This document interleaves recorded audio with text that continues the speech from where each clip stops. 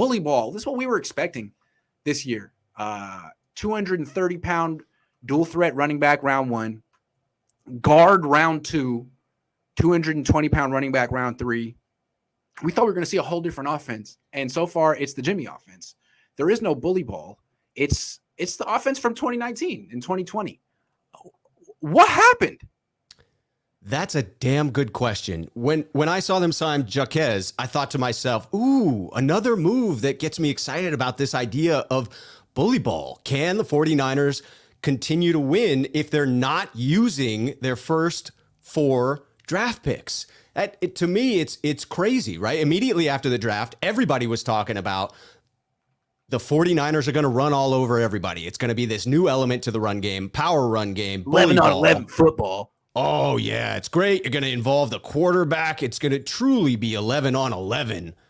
Yeah. Where is that? What happened? I don't know. Maybe Kyle Shanahan's going to unveil it in the home opener on prime time. He didn't want to waste it, in Philly or Detroit when no one was watching. Maybe there's a little flair for the dramatic, or maybe it's just not there. Maybe it was a mirage the whole time. Maybe that's for 2022.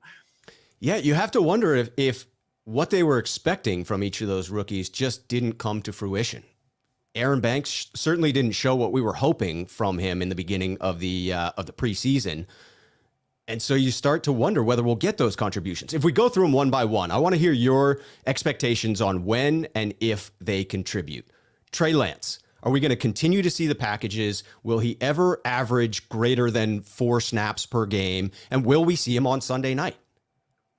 Yeah, I think I don't know if we're going to see him on Sunday night, but we might, because I don't think the Niners can continue to play offense the way they've played it and win. I think they're going to start losing if they keep playing offense this way, which is super conservative and safety first, not throwing the ball down the field.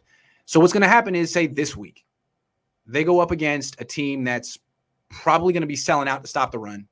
5-man front, 8-man in the box. Not a great defense, but by alignment, they're going to do a good job against the run game, I would think. And they're going to say, Jimmy, we dare you to throw it long. And we have no pass rush.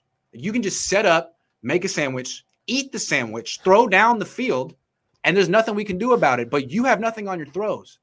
The thing about Jimmy is he's like 2010 Barry Zito at this point. He's throwing 84-mile-an-hour fastballs out there. And that's cool. Like, he's got good anticipation and a quick release over the middle, but when it's time to throw a little bit longer, I mean, it was almost intercepted when he threw to Debo. I mean, it's not good. So if the Packers can do that, and if, let's say, for example, Kyle Shanahan felt, look, we don't have to throw long to beat the Eagles. They're not going to score. Right. We can just do this and not commit turnovers and not lose the game. Well, now you got Aaron Rodgers, and I think you got no pass rush you're going up against. I think the game plan is going to be much more aggressive. And if Jimmy can't deliver, well, then maybe they'll give someone else a chance. I certainly agree with that stance that this is the game where you open it up a bit, because in my mind, you actually have what Jimmy does matches up very nicely against this Packers defense, but we'll get into that later. Next player in the bully ball that I want to know your opinion on is Aaron Banks. Is there ever going to be enough practice time for Aaron Banks to actually claim that right guard spot, or is the only way he gets in above Brunskill if there's an injury? Well, look, he was hurt and missed a lot of training camp, and that's why he fell behind.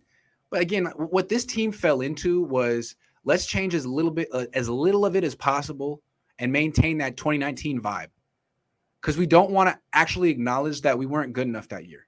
So all the new elements are gone. All the evolutions and tweaks aren't there. It's the same team. And I think that's what the locker room wants. So when they drafted Aaron Banks, it was like, well, he doesn't fit what they did in 2019. He's not an outside zone, really. I mean, he can do it, but he's not what he's good at. I mean, right. He's more of a, push the downhill, kind of push the guy in front of him, not a run outside kind of guy. And we're like, oh, well, if you look at Lance and him and Sermon, there's a clear pattern here.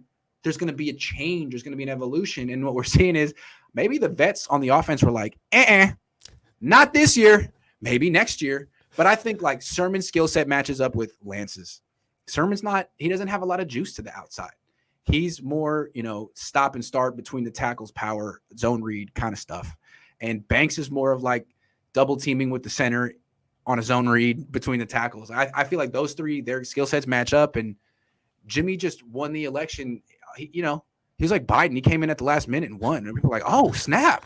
No one saw. Wow, you got a lot of votes right there at the end. Nice. I don't think he really just took this team. I think a lot of pundits, me included, were thinking, geez, 3 first-round picks. Writing's on the wall here. Jimmy's like, no. I'm the popular one. The team likes me. They don't know Trey. They never met Trey. Trey could be their son. Trey's really young. You know what I'm saying? Like Trey could have been, probably wasn't even alive when Alex Mack had his bar mitzvah. If he had a bar mitzvah, which I'm sure he didn't. But you never know.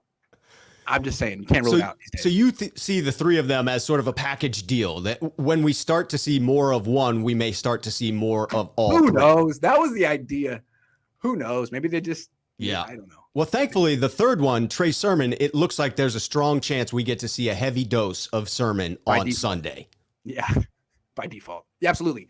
I thought he looked good on that run before he got knocked out and concussed by that dirty I thought so too. He came off a bit too desperate in that run, and I think it was as a result of being held back in the way that he was. He came out of the gate looking to really impress people and sort of went overboard in that regard and ran straight into a elbow to the helmet. Well, he does run a little upright, and he does. One thing from what I understand, and this is what I heard from a guy who heard a guy who knows a guy, is that the reason Sermon wasn't playing so much is he was fumbling the ball practice. And I did see him fumble a couple of times in training camp, but maybe this has gone on since they shut it down to the media. So if that's why they didn't trust him, I mean, a fumble by a running back against the Packers could lose the game. So whoever maybe they got Jaquez Patrick because he doesn't fumble or something. I don't know. But if that's why they're not playing Sermon, then that's a good reason to continue to not play him, because giving him 18 carries and that's your issue with him, good luck. That would be a nightmare in this game. Jeremy says, is it safe to call Kyle the running back whisperer? Him, Mike McDaniel, Bobby Turner, the three. They're a triumvirate of whispering.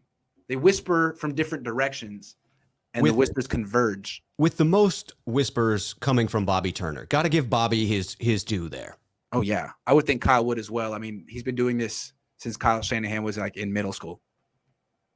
Bobby Turner has been in the league since 1926. 1926. That's a fact. NM says Sewell struggled moving from left to right. Banks will too. That's a good point.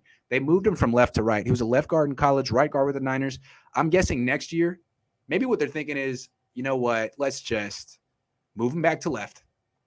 And Lakin is going to be a free agent next year. So if we don't re-sign Lakin, if Lakin goes somewhere else or he, falls off and we don't want him, we'll have Banks for next year.